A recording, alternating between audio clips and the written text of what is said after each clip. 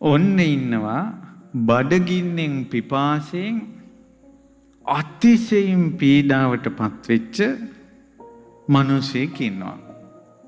බඩගින්නෙන් පිපාසයෙන් අතිශයින් පීඩාවට පත්වෙච්ච මිනිසෙක් ඉන්නවා.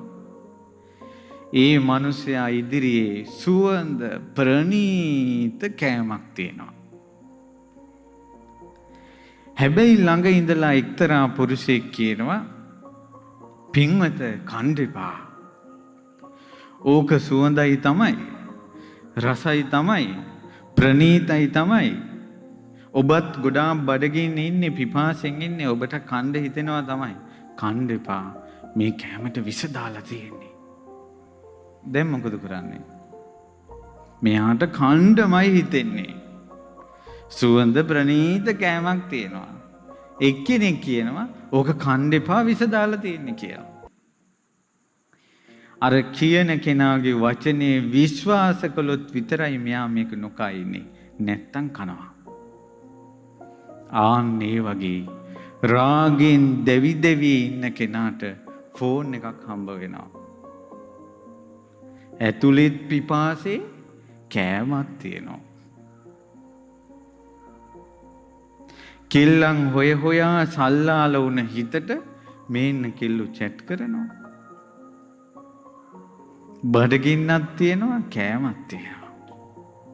ඔය අනුශාසයෙන් තම තමන්ගේ දුර්වලතා තේරුම් ගන්න.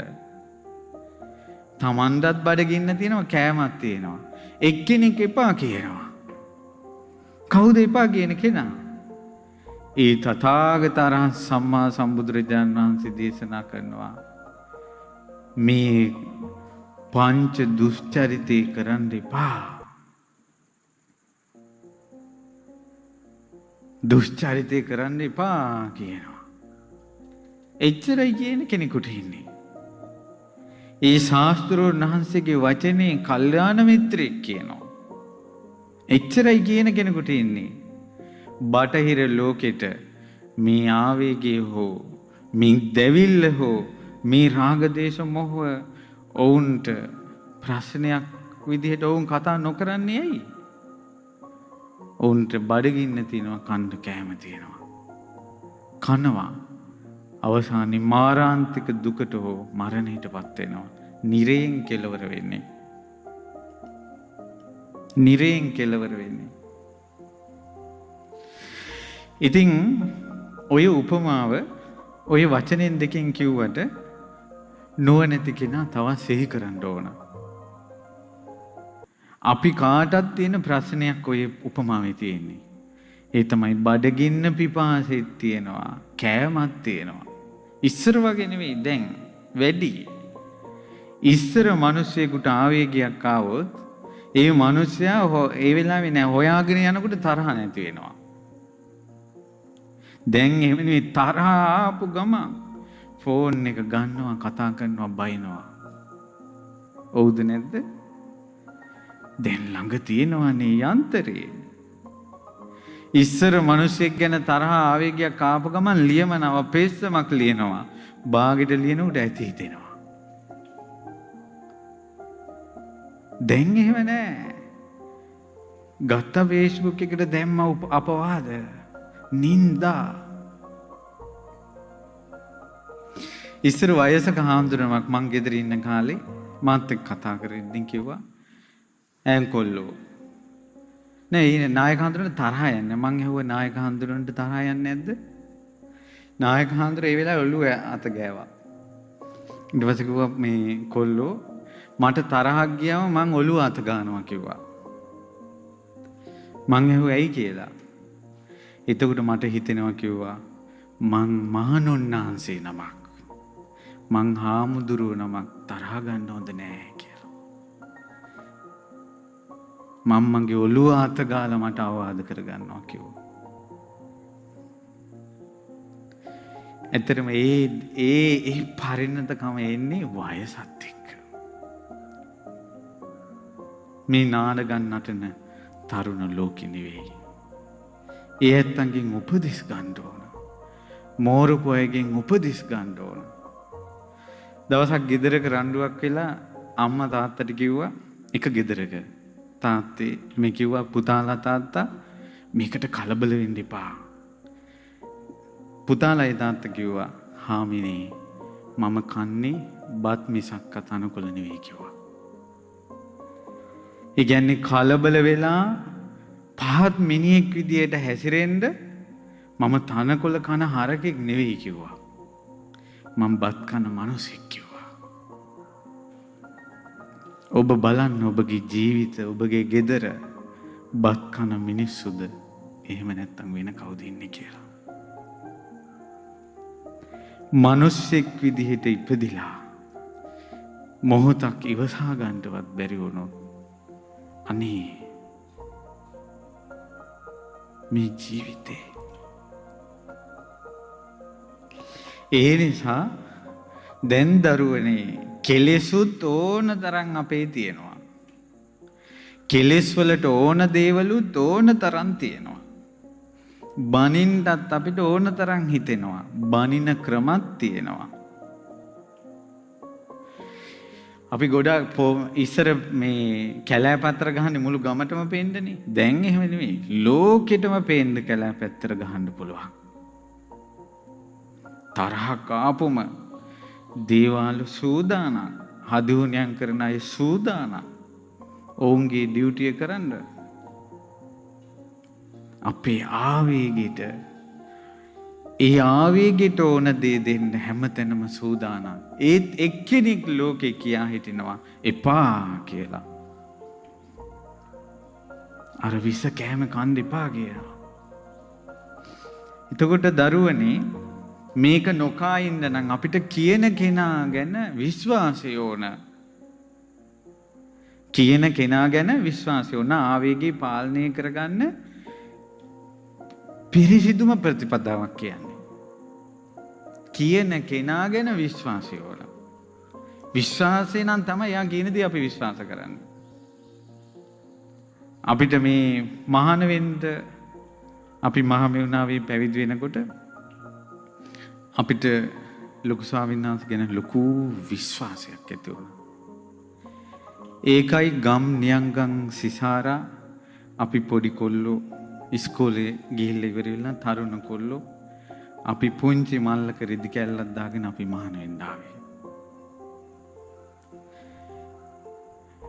ඒ විශ්වාසය අපිට අදත් තියෙනවා. එදා තිබ්බ විශ්වාසයේ 100 ගුණයකින් වැඩි වෙලා තියෙනවා. ඒ නිසා තමයි අපිට පුළුවන් විදිහකට අපිට ශක්ති පවණින් ඒ ගුරු ඕදනට හිස නමන්න අපි අපේ හිතට කියන්නේ හිස නමපන් ගුරු ඕදනට කියලා. විශ්වාසය නිසා. අපි දැන් අවුරුදු 16කට වැඩි ඒ විශ්වාසය අපේ කවදාවත් අපේ විශ්වාසයට පළු දුන්නේ නැහැ මහමෙවුනායි. ඒ නිසායි අපේ ශරීරය තවම කසාවද තියෙන්නේ.